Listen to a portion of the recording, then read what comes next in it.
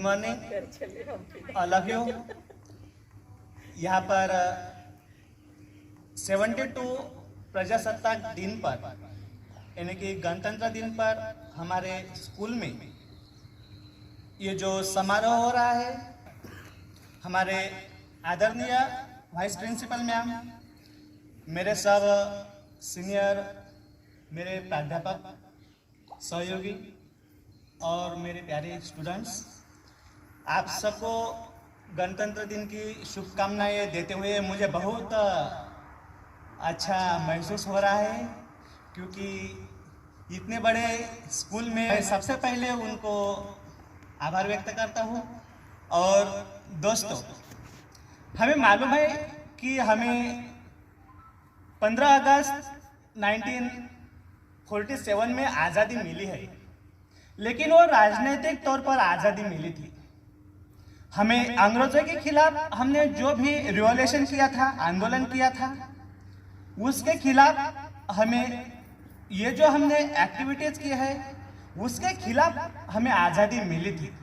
लेकिन अगर भारत की हम बात करते हैं तो भारत, मुझे नहीं लगता कि आज़ादी उनको मिली थी, क्योंकि 1947 के बाद 26 जनवरी 1950 तक ये जो ड्यूरेशन है, इस ड्यूरेशन में हमारा जो गवर्नमेंट चल रहा था वो 1935 का जो एक्ट था, इसके आधार पर हमारा गवर्नमेंट चल रहा था।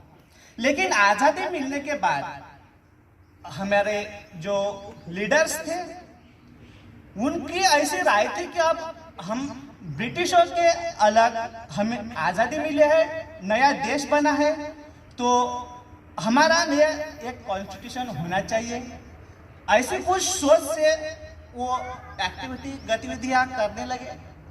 और इसी के बाद उन्होंने जो, जिसे हम नेशनल असेंबली स्थापन कर दी, जिसे हम राष्ट्रीय सभा कहते हैं, और हमारा कॉन्स्टिट्यूशन निर्माण करने के लिए जो उन्होंने नियर अबाउट 22 उन्होंने कुछ समितियां स्थापन कर ली।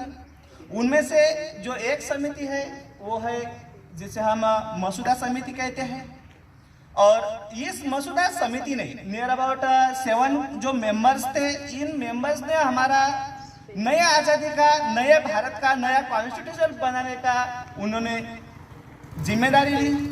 और इसी जिम्मेदारी को निभाते हुए उन्होंने हमारा कॉन्स्टिट्यूशन तैयार करने का जो अहम रोल निभाया। ऐसा माना जाता है कि मसूदा समिति के अध्यक्ष डॉक्टर B.R. आम्बेडकर, इन्होंने अच्छी तरह से मसूदा समिति के जो वो चेयरमैन थे, उस समिति का उन्होंने अच्छी रिस्पॉन्सिबिलिटीज निभाकर कुछ मेंबर्स ने कुछ रीजंस की वजह से उस समिति से वो लेफ्ट होने लगे थे। कुछ लीडर्स थे, उनमें से जो कुछ अच्छी तबीयत ठीक नहीं होने की वजह से वो दिल्ली में नहीं रह सके थे। कुछ मेंबर्स पॉलिटिकल राजनीति में, जो कुछ लोकल राजनीति कहते हैं, वहां पर बिजी थे। कुछ मेंबर्स को वहां पर क्लाइमेट अच्छा नहीं लग रहा था, और यही इसी किसी न किसी रीजन से ये जो मेंबर्स उनमें शामिल थे वो लेफ्ट होने के बाद चेयरमैन होने के नाते ये पूरी रिस्पॉन्सिबिलिटी डॉक्टर B.R. आम्बेडकर के पास आ गई। और उनकी तबीयत अच्छी नहीं थी उस दिन, उस वक्त, लेकिन अच्छी तरह से उन्होंने, ऐसा माना जाता है कि डॉक्टर B.R. आम्बेडकर के दुनिया के सारे कॉन्स्टिट्यूशन की स्टडीज थी, और इसलिए उनके बगैर शायद हिंदुस्तान का सबसे बड़ा संविधान कोई निर्माण नहीं कर सकता है। और इसीलिए हमारे पूरे हिंदुस्तान के लीडर्स ने सोचा कि ये जिम्मेदारी शायद B.R. आम्बेडकर पूरी कर सकते हैं, और इसी को सामने नजर रखते हुए उन्होंने अपने ऊपर जो जिम्मेदारी दी है वो पूरी तरह की उन्होंने कोशिश कर दी। और आज 26 मतलब 26 नवंबर 1949 को हमने संविधान का स्वीकार कर दिया और इसलिए 26 नवंबर ये संविधान दिन यानी कि कॉन्स्टिट्यूशन डे हम मनाते हैं। लेकिन कॉन्स्टिट्यूशन पूरा होने से नहीं हुआ था, क्योंकि जिस तरह से समाज में सामाजिक, आर्थिक, धार्मिक, राजनीतिक जो ये कुछ ट्रेडिशन हमारे जो कुछ ये समस्याएं थी, ये समस्या पूरी करने के लिए, नष्ट करने के लिए हमारे जो कॉन्स्टिट्यूशन के जरिए शासन चलाना बहुत ही इम्पोर्टेंट है। और इसीलिए शायद आपको मालूम होगा कि 26 जनवरी 1929 को पंडित जवाहरलाल नेहरू हमारे देश के पहले प्राइम मिनिस्टर है। इन्होंने आजादी मिलाने के बाद जो भी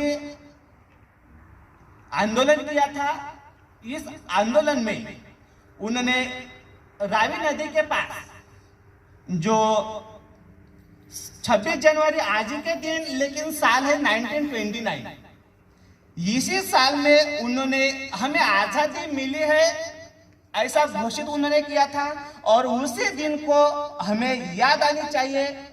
इसीलिए उन्होंने आज के दिन 1950 को हमारे देश को कॉन्स्टिट्यूशन का इम्प्लीमेंटेशन करने की शुरुआत की थी।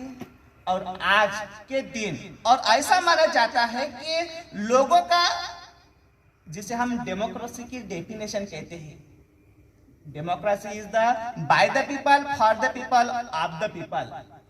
मतलब लोगों का, लोगों के लिए, लोगों की ओर से जो शासन चला जाता है, जिसे हम लोकशाही कहते हैं। और ये जो लोकशाही, जो रियल जिसे डेमोक्रेसी कहते हैं, ये आज ही के दिन हमारे देश में शुरू हुई थी। और इसीलिए आज जिसे हम रिपब्लिक यानी कि लोगों का शासन आज से हमारे देश में, इसीलिए आज के दिन को हम गणतंत्र दिन भी कहते हैं।